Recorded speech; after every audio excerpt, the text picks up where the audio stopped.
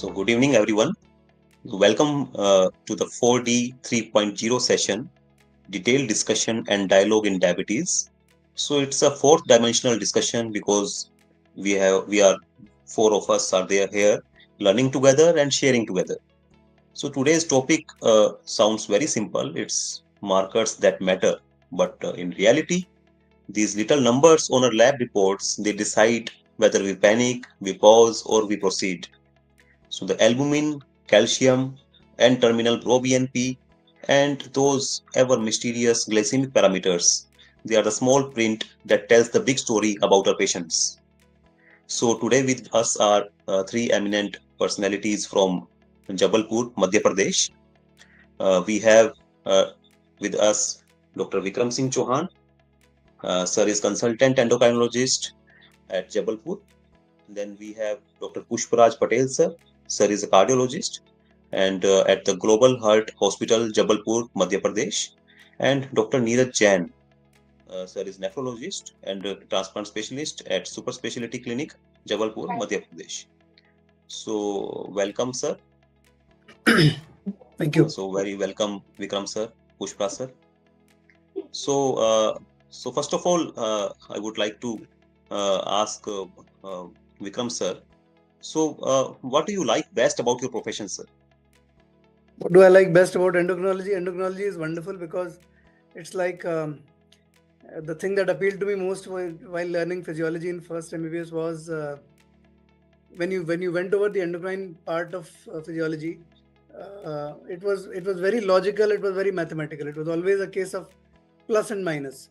You had to reduce what was in excess and increase what was in deficit, and that's the most enjoyable part. It's by nature it's simplicity and elegance. True, sir. Very true. So, as you are here at Jabalpur, Madhya Pradesh, so, sir, which Jabalpur is situated at which river? So Jabalpur is a city in eastern Madhya Pradesh, part of the what is known as the Mahakaushal region of Madhya Pradesh, and this is the biggest city in this region. Eastern Madhya Pradesh, as I said, situated on the river Narmada, which is the main lifeblood of both the twin states of Madhya Pradesh as well as Gujarat. What is special about Narmada River? Vikram, sir, can you tell the audience what is so about Narmada Maiya? They say that unlike in the case of, for example, in the case of Ganga, you have to take a bath in the Ganga to absolve yourself of your sins. It is said in mythology, in the scriptures, in Hinduism, that merely taking a darshan, merely viewing the Narmada is enough to absolve you of your sins. So that is what they say, and that's why we are fortunate that we get to see the Narmada, Yes. whenever we feel like. So, Narmada Maiya takes care of our spiritual health also, apart from Yes, taking that care is the of. belief. Yes. Yes, sir. Yes, sir. So I would like to tell the audience it as we were talking at the backstage, Vikram sir told that Narmada River it goes from east to west, and in I think in Gujarat for around 14 kilometers it moves to the north also. Somewhat, yes, For yes. yes, so Correct. it's how the Narmada flows, and so it's what we can learn from Narmada is to stay resilient, to stay adaptive, to be nourishing, and also to to like to stay strong and sustained. So to stay strong and sustained, and that's what our patients should stay regarding their health also. So that's we can learn from Narmada Maiya. Uh, Pushpa sir, we were discussing about Narmada Maiya, and so I will again ask you the question that I asked Vikram sir also. So what do you like best about your profession, sir? Some patient comes with acute heart attack and we treat him in emergency and we see the difference. The dying patient, like we should not use the words, but if we do not if the patient doesn't get proper treatment at proper time, the results may be catastrophic. So that is the best part. our profession. I think all the doctors, the satisfaction lies there here only. The relatives they see and they bow and they like Yes. praise us. That is the best thing. So in cardiology, what's special is the golden hours, and which is not there in. The patients who come to nephrology and endocrinology, they have plenty of time to get treated, but like in terms of the minutes or hours, but it's very special about cardiology and neurology that we have to be to treat within the golden hours. So that makes the branch very special, sir. Truly said. So coming back to Vikram, sir. Sir, in last 10 years, what do you think there has been much changes in the in treating diabetic patients? Therapeutic changes, I think, have advanced in the past decade or so substantially with the advent of three groups specifically. One is, of course, in two types of groups broadly would be the incretin axis drugs. That would be one, the DPP-4 inhibitors, and those gained traction among the practicing medical community by virtue of their relatively reasonable efficacy, their very benign side effect profile, and the fact that there was no particular contraindication for most of them. So with that gave people, practicing physicians, a very convenient and reasonably efficacious option, albeit not increasing, not having any special benefits with regard to the cardiorenal axis. That has to be acknowledged.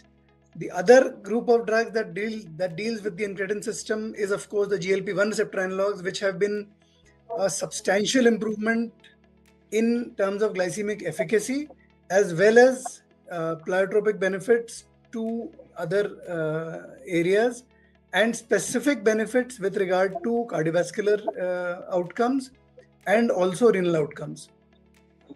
And of course, the third group of drugs would be the SGLT2 inhibitors, which benefited patients by virtue of their beneficial effects on heart failure outcomes as well as renal outcomes. So this three entirely new group of drugs acting via a novel mechanism has been the main change in anti-diabetic medication over the past decade and a half or so. That is what I would say has been the change therapeutic in terms of therapeutics. Truly said, sir.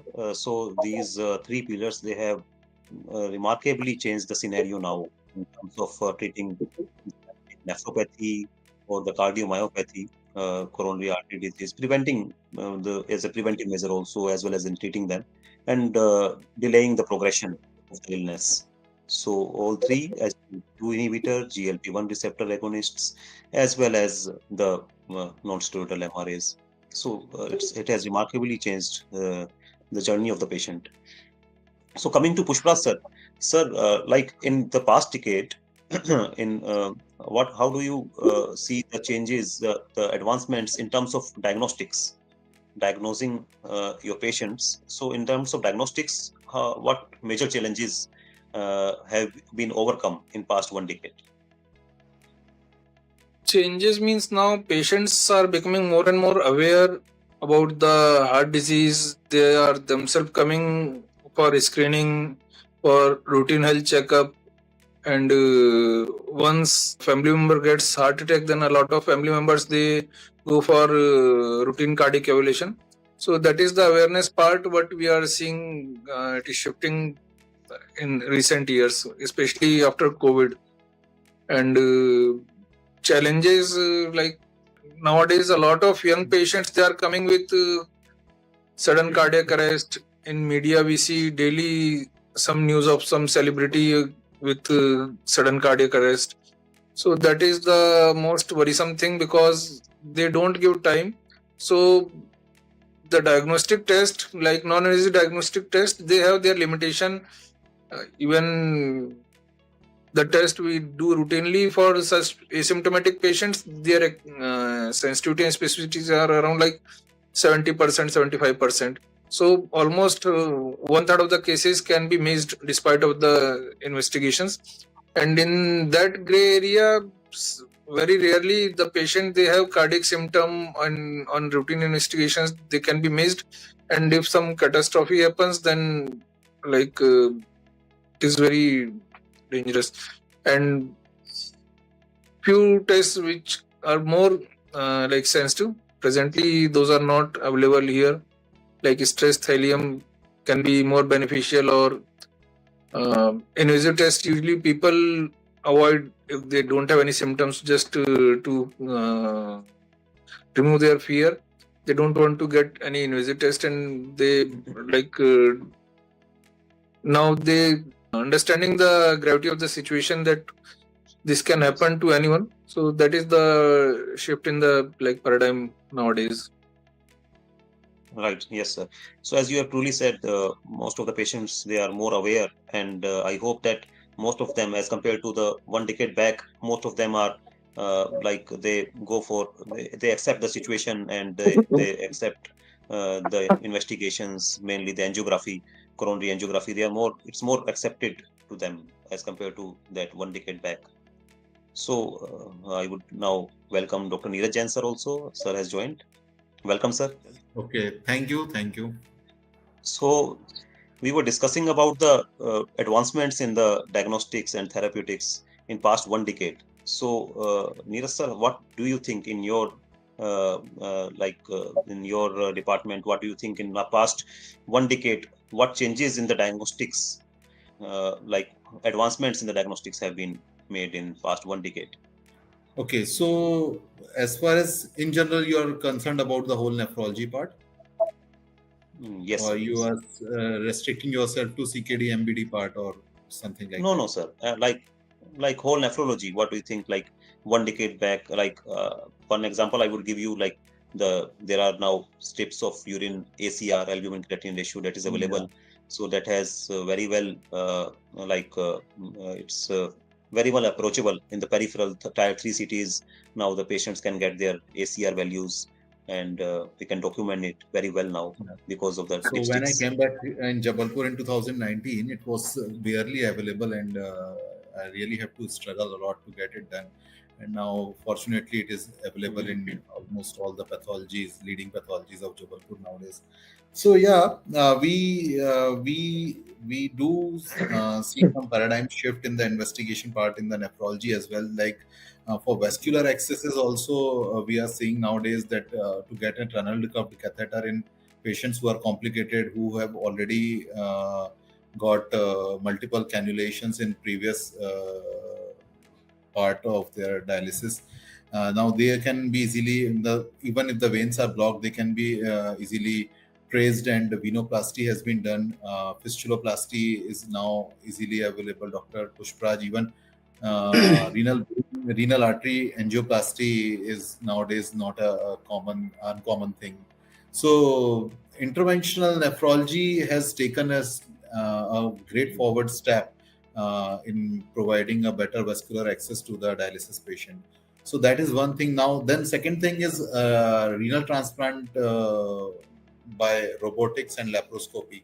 So earlier it has to be huge incision on the donor as well. Nowadays, we are doing with minimal invasive surgery, just 3 to 4, 5 centimeter incision to take out the kidneys. Rest everything is done laparoscopically. So the recovery of the donor is really fast. We in last 3-4 transplants we have discharged the donor, in even the recipient also in 7 days, but donor in only 5 days. So this is something which is giving a boost to the renal transplant part. As far as general nephrology part is concerned, we are going more towards the biologics, and then I'm hoping more of cystatin C to come in near future. Though some of the labs like Lal Pathology and Tharocare, even they have started doing creatinine plus cystatin C. So the drawbacks of creatinine, which used to be there in earlier days, which we often used to discuss, fallacies in assessing the serum creatinine in given scenarios. So they can be now easily addressed with the advent of cystatin C, because the cystatin C is more robust, and the factors usually affecting the cystatin C are very less these days. So the combination of cystatin C and creatinine is now taking the lead, and we are now more confident about the eGFR as compared to the creatinine alone. Yes. So, as Neeraj Jain sir was telling, so cystatin C, like based equations, they are more like sensitive as compared to for And they are calculating the more estimating the reproducible, GFR.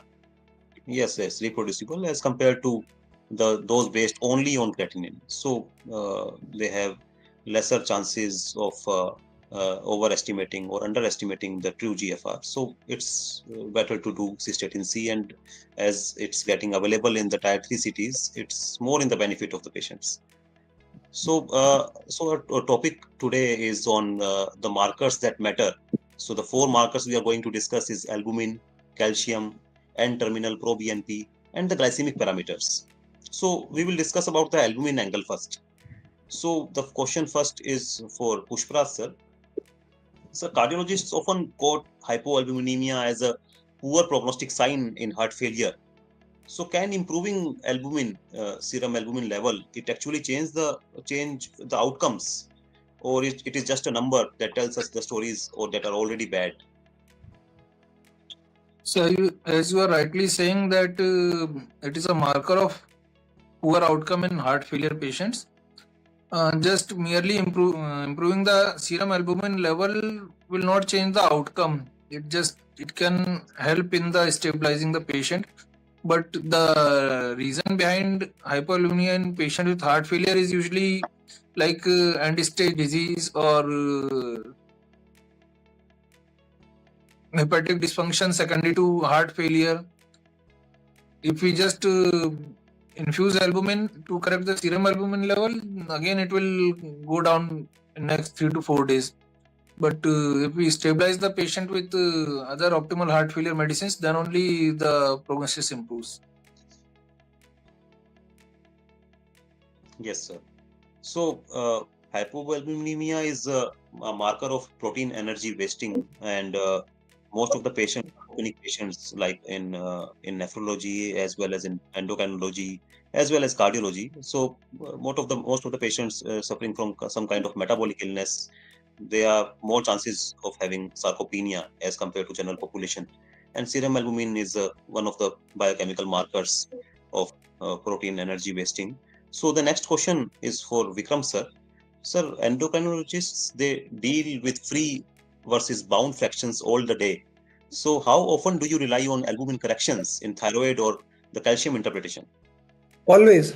A calcium value always has to be taken as a corrected value.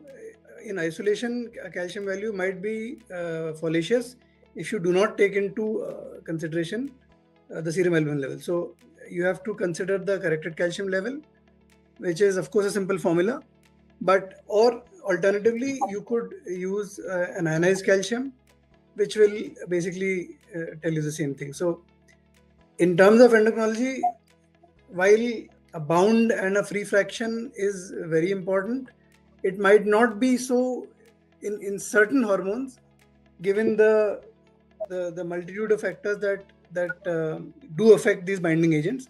But particularly in the case of calcium, I think every textbook will continue to tell you that you have to consider either a corrected calcium or an ionized calcium level.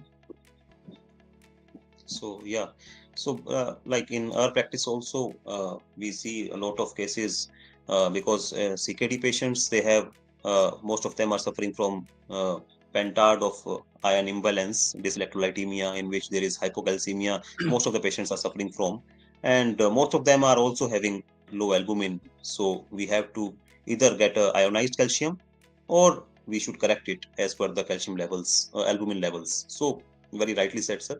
So next question is for Neeraj sir. Sir, in nephrology rounds, low albumin is like a recurring nightmare. Either the patient eats too little or it leaks too much. So when you see a low albumin or a high albumin, what is your first reflex thought? High albumin I encounter very rarely as far as nephrology practice is concerned. Rarely we see in a person who is taking good amount of protein. But high albumin, I don't see it as a problem in particular to the patient outcome. But low albumin is really a nightmare. If we go for nephrotics, if we see diabetic nephropathy, we all know that low serum albumin is a poor marker of it's a poor prognostic indicator for progression of diabetic nephropathy. So albumin either in the urine or high albumin in the urine or low albumin in the serum is always nightmare for the nephrologist. So albumin, as it is a negative acute phase reactant in particular for cardiology aspect, in nephrology it is related to outcome from many of the disorders. Like in all the GNs, we monitor albumin, urinary albumin and serum albumin as well. And almost all the GNs, we do look for proteinuria and serum albumin. And even in metabolic disorders like hypertension and diabetes leading to significant proteinuria, and in end-stage renal diseases like the patients on maintenance dialysis, we know that low albumin is again a marker which indicates that the patient is really eating well or patient is nutritionally sufficient or deprived. So low albumin in nephrology always indicates a poor or the worse outcome. So it really becomes a very important aspect in the practice of nephrology, I guess. Yeah, truly said, sir. So low albumin, I would say, like in the cardio, renal and metabolic disorders, low albumin is a poor marker of the patient's illness in terms of morbidity as well as mortality. So that comes to the end of discussion of our first part of the discussion was on albumin. Now the second part is on the calcium. So I would say that calcium is most temperamental ion. So the question comes first to the Pushparaj sir. Sir, as the calcium is critical for potentials and contractions, do you routinely look at the calcium levels in heart failure, arrhythmia patients, or it is just a forgotten cousin? And have you ever had a case where just correcting calcium changed the ECG story? Definitely in patients presenting with arrhythmia and heart failure, we do electrolytes and calcium is a part of that profile. So any patient coming with acute coronary syndrome, in those patients we don't do serum calcium level. But if any patient comes with arrhythmia, definitely in that profile we see serum calcium level also. And as you are rightly saying that correction of the dyselectrolytemia, including the calcium level, changes the rhythm dramatically. So, sir, any ion imbalance in which you have to administer calcium as the first part of the treatment? Any ion imbalance in which we just administer calcium and there is a kind of stabilization and there is change in Yeah, the in case of hyperkalemia presenting with arrhythmia, we give calcium gluconate and then the rhythm stabilizes, ECG changes, they start to recur. So that is the first line drug of choice, correction of hyperkalemia. So, second question goes to Neeraj Jain, sir. So, and any weirdest reason for abnormal calcium you have encountered? Any story where the lab result didn't match the clinical picture? Can you tell the audience any that kind of story that you remember? So I diagnosed a lady, 70-year-old female. She was an old CKD patient of mine, doing very well since last, say, 2.5 years, I guess. And one day she was brought to the hospital where I go for my visiting consultations. So she was brought there in an altered state, and the doctor told me, "Ki, sir," and the lady used to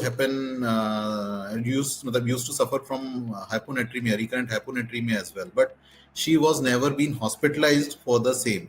So I remember clearly. I just on the phone I told her, "You just rapidly check her sodium levels in EBG only, and send her serum electrolytes as well, and give her 100 ml of NS3% stat. It will not cause any harm, and most probably her altered sensorium must be because of hyponatremia. When the electrolytes came in ABG, it was 128, and in the serum it was 132, but that was pre infusion of NS3%. And we were surprised, but she has not responded. So I was not very much convinced that this amount of hyponatremia is causing altered state in a patient who is already chronically hyponatremic. So then I got her admitted. We got her CT scan done. We got her ammonia done. Everything done, and a routine evaluation. We got her calcium also done. So calcium came out to be 13.5. I noticed that this time her creatinine also went up, since she was a regular follow she was a very good patient and in a frequent follow-up visits. So I remember her creatinine to be around, and there were records also available. It was around 2, which was fairly maintained since last 2.5 years. 2 and 2.5 was the range. Now it came out to be 4. Then I noticed that calcium is way beyond the range, and we have started her diuretic infusion with fluids, and then she gradually improved over a period of 2 days. On the first day only, she has shown some sign of improvement with hydration and loop diuretics, but then she, over a period of 2 days, she has shown some improvement, and calcium ultimately came down to 10.5 and 10.8, and then she regained consciousness. And when we got her LFT done, AG ratio was grossly altered. And now I have started thinking on the lines of multiple myeloma, got her X-ray skull and all those things done, myeloma panel, and it came out to be the myeloma only. And now she's doing good, and her creatinine has again decreased. Though creatinine might be, I think it was not the myeloma kidney which has got so much of high creatinine. It was actually dehydration, which hypercalcemia has induced, and she has got AKI on CKD. And when we hydrated her, her creatinine started to settle also. So it was in the range of 2.9 and then 3.5. And then when she got her bortezomib and all the myeloma treatment, now again her creatinine is around 2. So this is one thing which is recent in times, and which has led to the diagnostic dilemma. Actually, I was preoccupied with the thought of hyponatremia, but it came out to be hypercalcemia, which has caused the altered state in that lady. So rightly said, Neeraj sir. Most of the nephrologists, I'm also a nephrologist, so most of us are preoccupied with hyponatremia whenever an old patient comes to the clinic with confusion, or there is a loss of consciousness. So most common iron imbalance is hyponatremia, but we should be extra vigilant about hypercalcemia in elderly also. So in my practice also, in 2 to 3 times I had encountered elderly patients with hypercalcemia who were taking vitamin D sachet on daily basis. Like the consultant had given them prescribed vitamin D on monthly basis, first weekly for 4 weeks, then monthly basis as it's usually prescribed. But the patient was taking it daily, and there was hypervitaminosis D, because of which there is hypercalcemia, and patient was in altered sensorium. So that happened 2 to 3 times in my clinical practice. Yeah, we have recently, not very recent, but it was around 3-4 months back, one of my patient got neck of femur fracture. It was operated by an orthopedician and prescribed calcium in TDS dose with calcitriol actually. So again, the same story, patient was admitted with altered sensorium and calcium came out to be skyrocketing high. So this was, yes, this is a very common practice, especially I don't know why elderlies are more susceptible to this thing. The effect of hypercalcemia on the mental status, but and they also get AKI on CKD because of the dehydration, the hypercalcemic effect on the kidney. Yeah, truly. So we need to tell our audience that vitamin D is not a over-the-counter drug, so it should be taken as per the prescription, whatever your doctor has prescribed. So coming to the next question on calcium confusion. So next question is for Vikram sir. So sir, calcium behaves like a moody teenager. Sometimes it's too high, sometimes it's too low, and it's never in range in our practice. So what's your favorite first step when calcium reports come abnormal? You check the albumin, you check the PTH, or you check the lab machine whether it was moody that day. Calcium, as I mentioned, has to be corrected. An isolated high calcium might not mean much in the context of an abnormal albumin value. So it has to be a corrected value, or it has to be an ionized value. With that out of the way, and if it persists in being abnormally high or abnormally low, then you have to employ all your diagnostic skills to determine what the cause is. For instance, if it is abnormally high, which is not merely say 0.5 milligram per deciliter high, but say over 2 or 3 milligram per deciliter above the upper normal value, then the implications are very different from what they would be if it were to be nominally high. So a value that is 0.5 milligram per deciliter above the upper limit of normal has different connotations from a value which is 3 mg per dl above the upper limit of normal. So the extent of elevation matters. After having determined that it is indeed high, the extent of elevation matters, the clinical presentation of the patient matters, the possible etiologies matter, and the rate of increase. If it indeed is a high value, then the rate of increase also plays a role. So all of the diagnostic skills then have to be put to use to determine. So in isolation, once you've determined a high calcium value, then it has to go alongside a phosphorus value as well, and of course the alkaline phosphatase, and of course the albumin, which has already been done. Based on that, you take a call on whether the vitamin D or the PTH has to be evaluated, or the FGF23 has to be evaluated. So all of those come in sequence. So very nicely explained, sir. So we are talking about markers that matter, and we have discussed about calcium and albumin.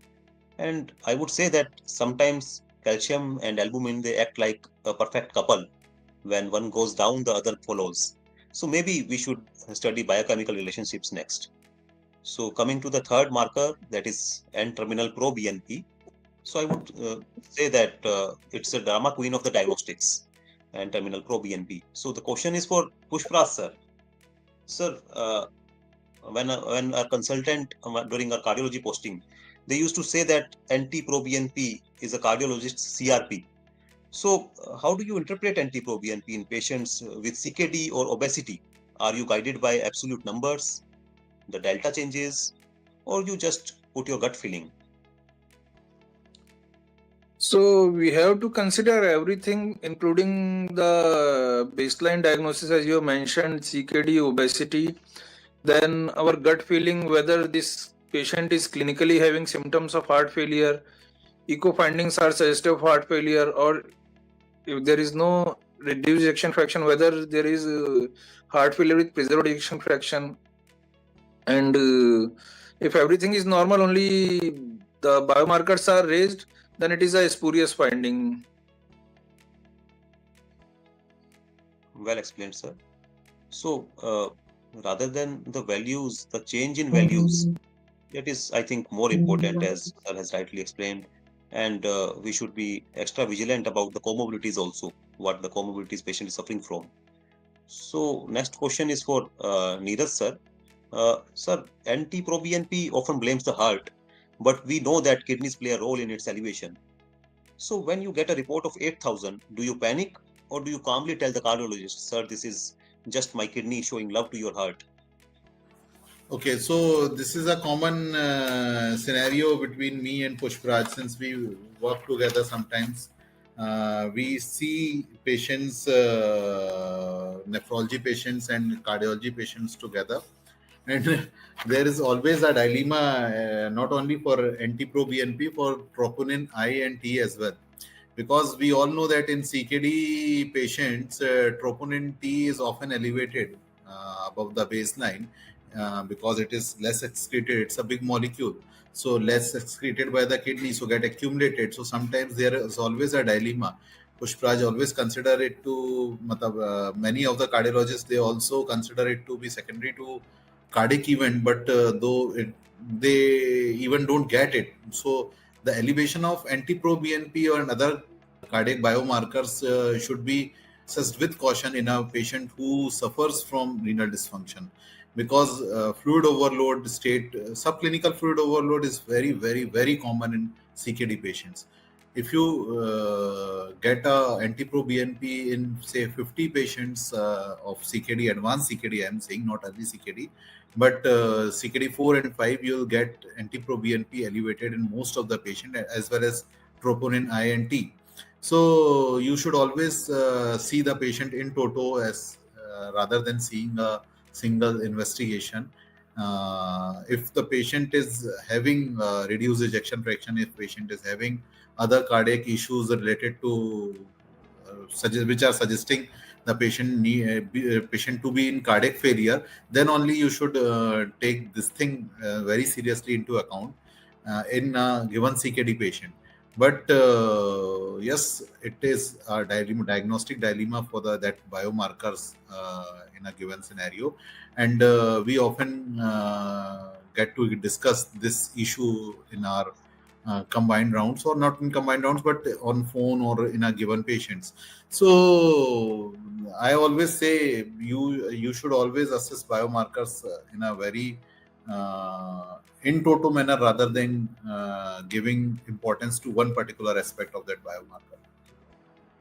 Yeah, nicely explained, sir. So, as Neeraj sir was saying, again, we should see the comorbidities. Comorbidities should not be missed while judging the anti-proBNP levels. So, coming to Vikram sir. So, there is growing evidence that poor glycemic control can push up anti-proBNP. So, do you think we should start using it as a warning signal for diabetic cardiomyopathy? Or would that make our poor patients even more confused? No, that there is enough evidence to suggest that anti-proBNP does correlate with poor CV outcomes, and therefore, other than its traditional role as merely being a marker for heart failure, it should be considered to have prognostic significance, as studies have shown regarding all-cause as well as CV mortality, and of course also CKD progression. So it's not just a cardiologist's diagnostic tool. It has to be taken into consideration for anybody who is diabetic with a long-standing history with poor postulated outcomes. Yeah, great explanation, sir. So, talking about markers that matter, the fourth and last marker is the glycemic clues.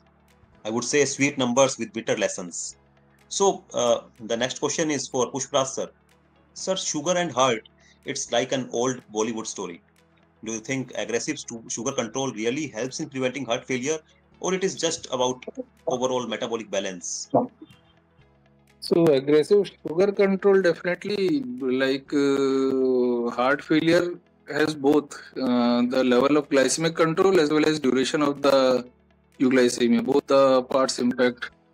So if you control the blood sugar aggressively, then it helps in prevention of like sustained myocardial damage, and the duration till which the glycemic control is there, that also impacts the myocardial, like prevention of myocardial dysfunction. Rightly said, sir. The next question is for Neeraj Jain, sir. So, Neeraj Jain, sir, in nephrology OPD, we often see HbA1c, it's unreliable in cases of CKD with anemia. So, when a dialysis patient proudly shows you HbA1c of 5.5, do you congratulate them or cross-check the iron levels first? Okay, so see, in CKD patients, we all know that hyperglycemia is not that worrisome, especially in dialysis patient. Hypoglycemia can be a worrisome thing, because we all know that insulin degradation part is affected by renal dysfunction. Then gluconeogenesis, though in minor amount only, is also contributed by kidneys, and patient has a poor appetite, and we often prescribe them high protein diet with low um, carbs. Because of increased protein, patients often take low carbs, and because of all these comorbidities, we know that the sugar in CKD 4 and 5 is not a very much in majority of patients. I'm not talking about the minority patients. We do see insulin resistant in vast majority of patients also, in CKD 4 and 5 also, but in majority of the patient, when creatinine rises, sugar goes down.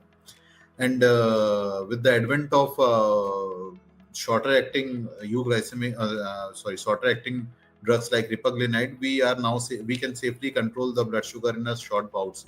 But yes, HbA1c we do often monitor in our diabetic patients, whether it is CKD or whether the patient is on dialysis. And we all know that HbA1c has many interactions, so we should be very cautious about all these things whenever we are interpreting. So iron profile being a costly investigation, I don't get it done very often, but yes, once in a 3 or 4 months, I try to get it done.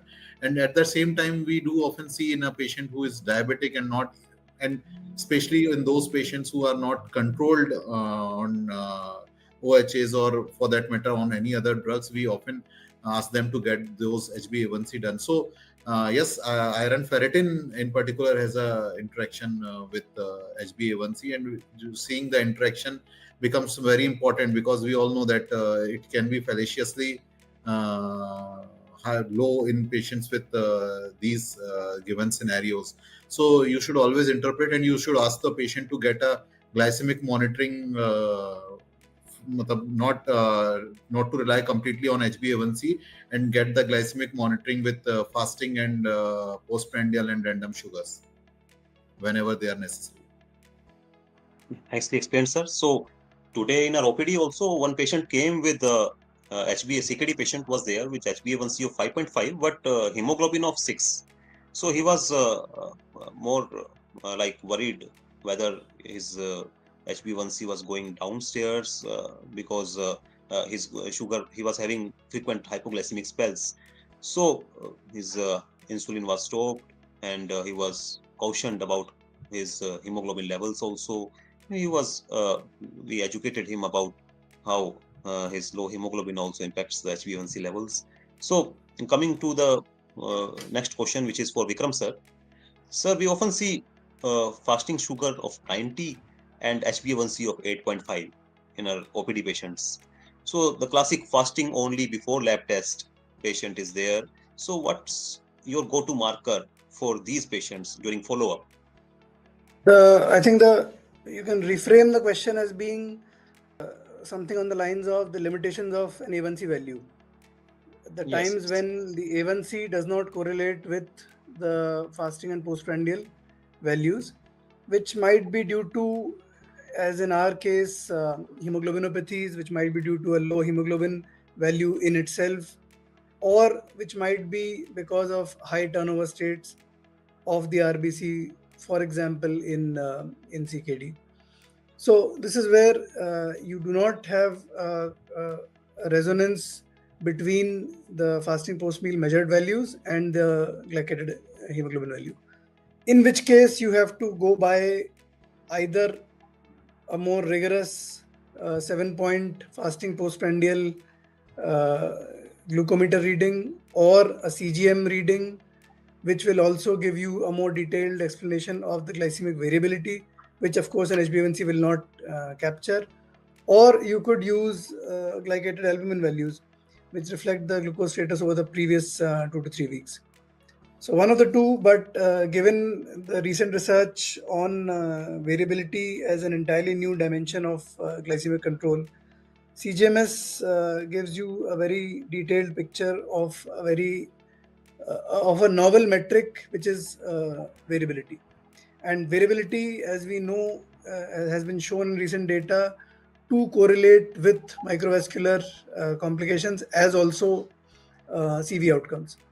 So variability, the only problem is, of course, that the CGM devices are at the best of times expensive, not often available, and that indeed has been the problem in recent times, where the major manufacturer of CGM devices that we had has suddenly increased the prices to quite a bit, and the availability has suffered. So that limitation apart, the advantages that continuous monitoring of glucose offers are substantial and should be used whenever you have a disconsonance between A1C and the glucose values. Yes, sir. Actually, there is a kind of monopoly for the CGM devices in a country. Only one company is selling the CGM devices. So that kind of monopoly creates that kind of picture that you're talking about. So, so here is the end of all discussion for the all four markers. But before we close, one last question for all three of you. So if you had to choose one marker that truly matters most in your specialty, like the one you trust more than your stethoscope, so which one would it be and why? So first, I would like to ask Pushpras sir, like if you had to choose one marker that truly matters most in your specialty, one marker that matters most out of these markers we have discussed, like, or any other marker also. We have discussed albumin, the glycemic indices, we have discussed about NT-proBNP. So out of these markers and calcium It also, depends on the disease, like what. It depends on the disease what we are suspecting. If like we are suspecting any acute coronary syndrome, then troponin is the marker. If we are suspecting heart failure, then NT-proBNP is the marker to differentiate whether it is this breathlessness because of heart failure or whether it is of respiratory origin. And albumin, though, we can clinically make out. And then HbA1c again to see what is the level of glycemic control. It is a good marker. So it depends on the clinical scenario. Yes. Neeraj sir. See, the nephrologist is always among these four options. The nephrologist is going to choose albumin. The cardiologist is going to choose NT-proBNP, and the endocrinologist is going to choose glycemic variability. Because we often come across all these things in our practice, day-to-day practice, and we give more importance to those things which we often practice actually. So I would go for albumin in amongst the four options provided, because calcium has its own fallacies. Then glycemic variability, again, we have discussed, has its own fallacies with interacting with RBC's turnover and iron studies, in fact. So, and NT-proBNP again is not very reliable marker in given CKD, advanced CKD patients. So I would go for albumin, leaving aside the rest three, if I have to choose the best one amongst the four. Yes, sir. Because for the nephrologist, I think albumin is only marker that we are caring most about. So Vikram sir, what is your final take? If you're asking final take with regard to your question or some of the discussion? Sir, so with to summarize in terms of endocrinology. With regard to your question, which is also a good summary in itself, yes, I would say that among the markers that we have discussed, yes, it is variability as assessed by ideally a continuous glucose monitoring system. The glucometer reading, no matter how frequently it is done, the 7-point, which is supposed to be reasonably accurate, can never actually replicate the findings that a continuous glucose monitoring system can do. So that to me would be the most important thing. So thank you very much. So the marker for cardiologists will be different, nephrologists will be different, and endocrinologists will be different. Yes, sir. So thank you very much, Pushpras sir, Vikram sir, Neeraj sir, for this brilliant talk. I am Dr. Saurabh Sharma. I am nephrologist practicing in New Delhi, and I was the moderator today. So in the end, I would like to say that we should be like the river Narmada. So should be strong and sustained.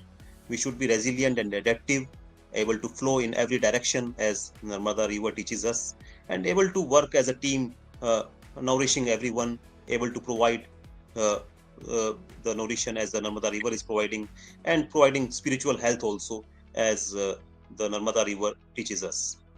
So thank you very much. See you very soon in the next session. Thank you, Dr. Thank you. Saurabh. Thank you. Thanks a lot for a nice session.